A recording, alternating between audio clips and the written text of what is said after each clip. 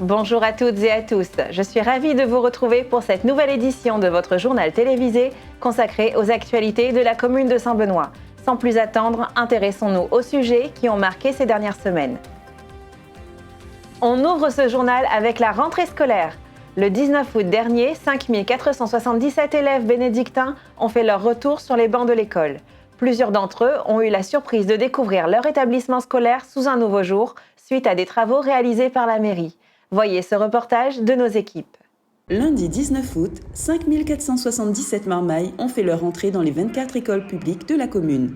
Après 5 semaines de repos bien mérités, les enfants ont pu retrouver leurs petits camarades et découvrir, pour certains, leur école sous un nouveau jour. En effet, durant les vacances scolaires, la municipalité a réalisé des travaux dans plusieurs établissements scolaires.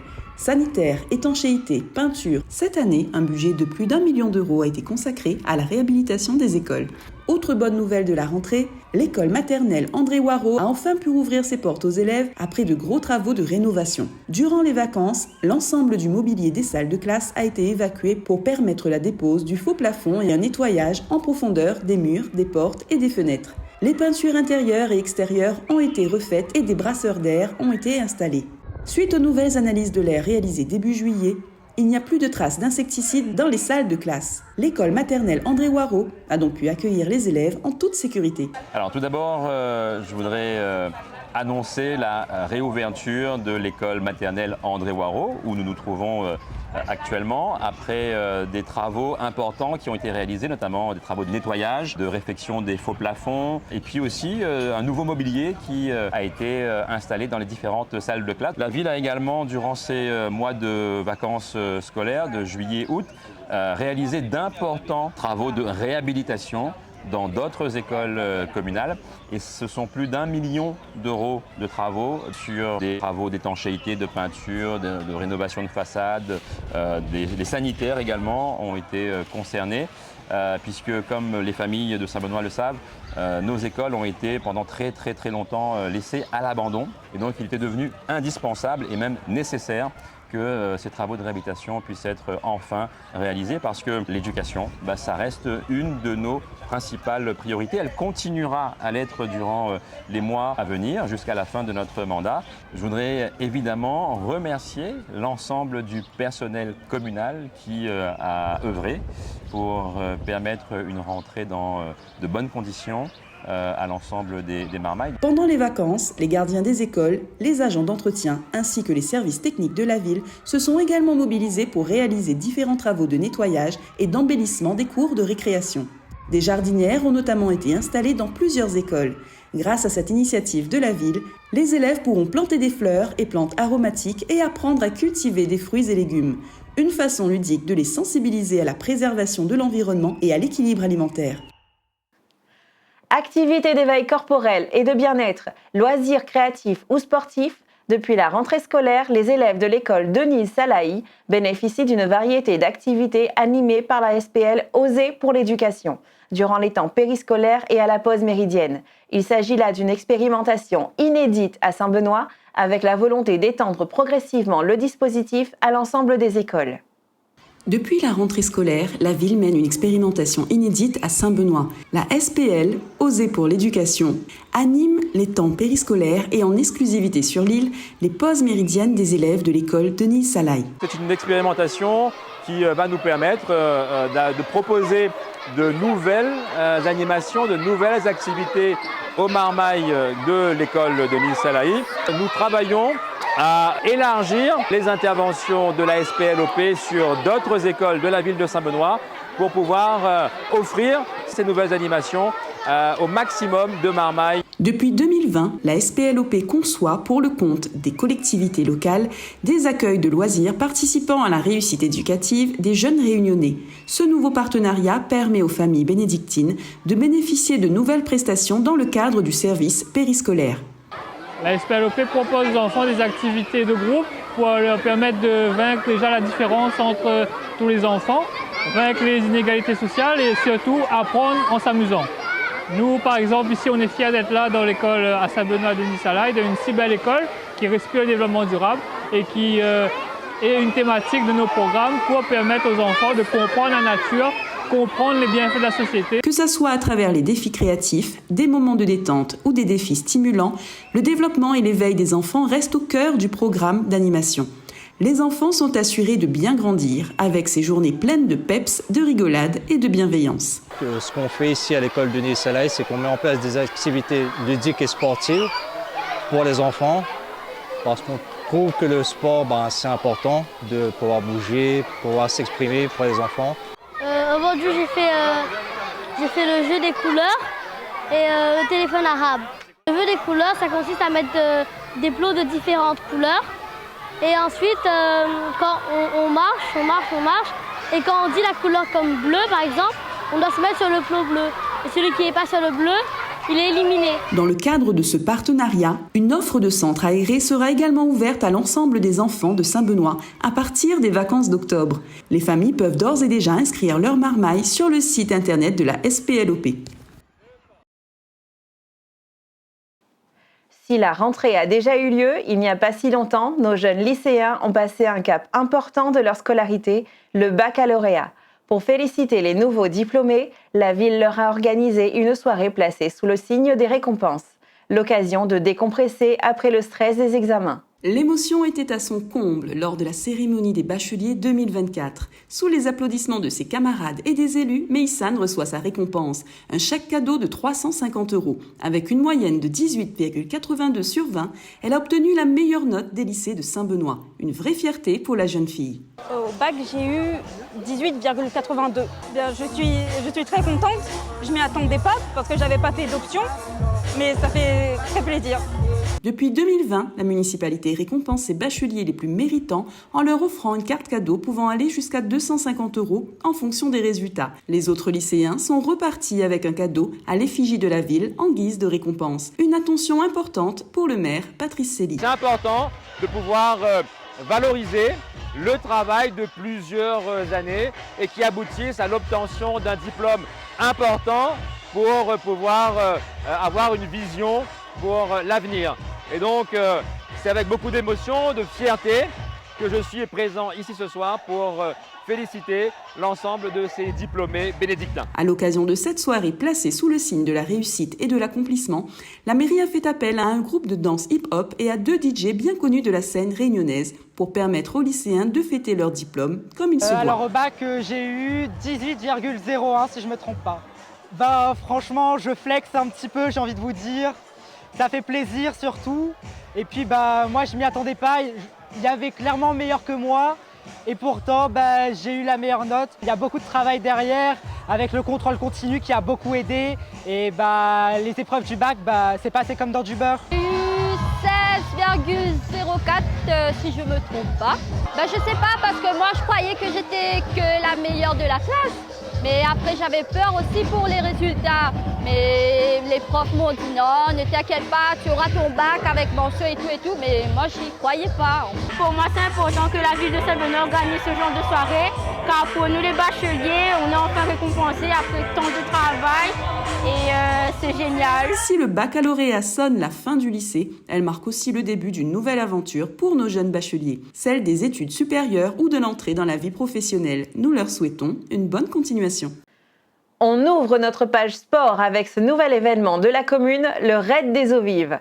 Une course en relais où des équipes de 3 participants s'affrontent au travers de plusieurs activités de pleine nature. Solidarité, esprit d'équipe et dépassement de soi étaient au rendez-vous de cette première édition.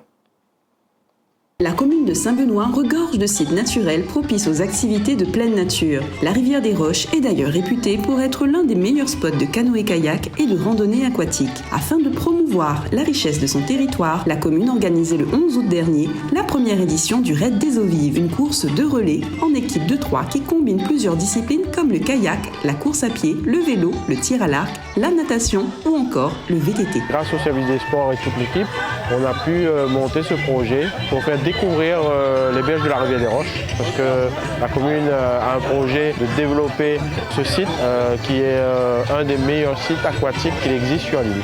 L'objectif c'est d'abord la découverte.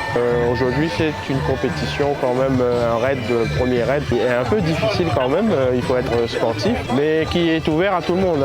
On espère pour la deuxième édition qu'il y aura beaucoup plus de bénédictins, des gens de l'Est. J'aimerais remercier l'équipe du service des sports, de la logistique, des agents communaux, car sans eux, ce genre d'événement ne pourrait pas se mettre en place. Entre amis ou en famille, une quinzaine d'équipes se sont lancées le défi de terminer le raid des eaux vives en trinôme. Durant toute la journée, les participants ont enchaîné les épreuves en traversant les principaux sites naturels qui jalonnaient l'itinéraire. Solidarité, esprit d'équipe et dépassement de soi étaient les maîtres mots de la course. Du coup, on est une équipe de 3 qui est faisant la base du trail. On vient d'un club de trail, on est de Saint-Denis. On s'est motivés tous les 3 à participer à cette jolie course. Ce qu'on a préféré dans les épreuves, je pense, c'est l'enchaînement et la course d'orientation. En fait, le fait de pouvoir être tous les 3 ensemble, vraiment beaucoup. C'est bien. Les épreuves, elles sont ludiques, elles sont hyper intéressantes et on voit pas le temps passer. C'est vraiment accessible, c'est une bonne chose. Alors l'épreuve était super cool. C'est hyper ludique. C'est aussi une manière aussi de changer un peu du triathlon, d'autres choses, de découvrir d'autres sports. Moi, j'ai bien aimé la course d'orientation. Parce que j'aime bien courir, en plus c'était une nouvelle. C'est une bonne initiative, ça permet de déjà refaire découvrir la rivière des Roches. On est 3 jeunes de Saint-André, c'était fun, on s'est bien amusé. On s'est un peu perdu, mais on s'est bien amusé. Parcourir Saint-Benoît et tout, on connaissait déjà un peu, donc ouais, c'était sympa. Moi j'ai beaucoup aimé la natation. J'ai bien aimé le tir à l'arc, c'était un défi d'habilité, bien visé, c'était compliqué. Et là qu'on puisse le faire avec notre club, franchement, c'est super. Après cette première édition test réussie, la municipalité souhaite que cette manifestation s'inscrive durablement dans le calendrier sportif de la commune. Rendez-vous donc l'année prochaine pour un nouveau défi sportif en équipe. Maïko, secteur 410 ou encore Léa Churros. Il y avait du beau monde sur scène lors de la dernière pause transat de l'année. Pour cette édition placée sous le signe des vacances, la ville a mis en place de nombreuses activités gratuites pour les marmailles. Ambiance sur place avec nos équipes. La pause transat était de retour sur l'esplanade du Front de Mer le samedi 10 août. Et pour cette édition placée sous le signe des vacances, la ville a mis en place de nombreuses activités gratuites pour les marmailles, ainsi qu'une programmation musicale exceptionnelle. Avec pas moins de 8 artistes et groupes sur scène, jazz, pop music, zouk, sega, meringue, il y en avait pour tous les goûts. Oui, on passe un bon moment. Du coup, on aime bien les ambiances qui se font ici à Saint-Benoît. Ça nous permet de nous évader un peu au lieu de rester à la maison. Ce qui me plaît dans cet événement, c'est l'ambiance, que ça rassemble beaucoup de monde et puis voilà, être proche des artistes aussi. Depuis son lancement en 2020, la pause transat connaît un franc succès auprès du public venu de toute l'île. À chaque édition, la municipalité met tout en œuvre pour que les visiteurs passent un moment agréable en famille ou entre amis à Saint-Benoît. Alors nous sommes réunis ici ce soir sur l'esplanade du Front de Mer de Saint-Benoît pour la 11e édition de la pause transat. C'est un événement désormais incontournable de la ville de Saint-Benoît qui permet de proposer des artistes et aussi des animations, des activités pour les moins grands mais aussi pour les plus grands. Donc un rendez-vous pour toute la famille et je suis très heureux de constater que ce soir, les bénédictines et les bénédictins ont répondu présents, sont venus nombreuses et nombreux. Maïko, secteur 410 ou encore Léa Churros, il y avait du beau monde sur scène lors de cette pause transat. Et ce soir, nous à Saint-Benoît, on a très bien se passé, le public est chaleureux, fait plaisir parce que tu fais un petit bouton pour nous jouer ici. Big up Saint-Benoît. Le show était vraiment exceptionnel ce soir. C'est la première fois que nous passons à Saint-Benoît. Le public était chaud, sérieux. Le public était exceptionnel. C'était la dernière pause transat de l'année, mais pas d'inquiétude, d'autres grands événements vous attendent prochainement à Saint-Benoît. Les Journées du patrimoine, les 24 heures du Maloya, la 2e édition du marché de nuit ou encore le marché du terroir et de Noël et le 20 décembre en fin d'année. Saint-Benoît y bouge. Après plusieurs années d'absence, le tournoi de foot interquartier est de retour à Saint-Benoît pour le plus grand plaisir des amateurs du ballon rond. Retour sur le lancement de cette compétition, placée sous le signe du fair play, de la convivialité et de l'esprit sportif. Samedi 24 août, sur le plateau vert de l'Abondance, s'est déroulé le premier match du tournoi de foot interquartier de Saint-Benoît, animé par le service des sports. Et aujourd'hui, même si les points étaient comptés, les jeunes se sont surtout déplacés pour s'amuser entre camarades. Au moins, ça nous permet de s'amuser un peu, au lieu qu'on on passe rien ou qu'on traîne un peu, là au moins on fait une activité sportive. Permettre à nous de retrouver un peu tous les gars Saint-Benoît pour faire un petit tournoi, amuser à nous. Non, pour gagner, c'est pas la question. C'est une très bonne idée d'avoir mis en place ce tournoi par rapport déjà pour la dynamique, le partage le vivre ensemble, la cohésion sociale, c'est très important. Moi, j'aime, comme il dit, comme il a redit, le partage. La rencontre de tous les quartiers de Saint-Benoît. Nous n'avons pas amuser, mais pour gagner aussi. Parce que nous aimons le foot et nous aimons gagner aussi. Franchement, oui, pour un dimanche, ouais, c'est une bonne idée. Il faut continuer comme ça. Ouais. Bien les tournois en football, il faut mettre un peu plus souvent. Interrompu en 2009, le tournoi de foot interquartier a été relancé cette année par la municipalité dans le but de promouvoir la pratique du sport, lutter contre les exclusions et renforcer la cohésion sociale chez les jeunes. C'est un grand plaisir pour nous d'annoncer aux bénédictins et aux bénédictines qu'après des années, après plus d'une quinzaine d'années, le championnat interquartier est de retour à Saint-Benoît. L'objectif de ce tournoi, c'est que les jeunes des différents quartiers de Saint-Benoît se rencontrent. Et bien sûr, on veut mettre en avant le fair play, le partage et le vivre ensemble à travers ce tournoi interquartier. En tant qu'adjoint au sport, je me réjouis que le sport se déplace dans les quartiers. Et le fair play est de mise. Redorer l'image de la ville de Saint-Benoît, c'est-à-dire qu'à Saint-Benoît, il n'y a pas que des faits divers, il y a aussi des jeunes qui aiment ce sport, le football. À Saint-Benoît, c'est une ville sportive et dynamique. Les joueurs répartis en équipes de 7 à 10 participants se rencontrent le samedi après-midi sur les plateaux verts des quartiers. Une compétition placée sous le signe du fair play, de la convivialité et de l'esprit sportif. La grande finale se tiendra le 15 décembre prochain sur le stade Jean Allan. Si vous souhaitez intégrer le tournoi, contactez le 02 62 50 89 67. Merci à tous de nous avoir suivis pour ce journal riche d'événements et de partage. Je vous donne rendez-vous le mois prochain pour une nouvelle édition de Saint-Benoît l'Actu consacrée à l'actualité et aux événements de la ville. En attendant, portez-vous bien et à très vite.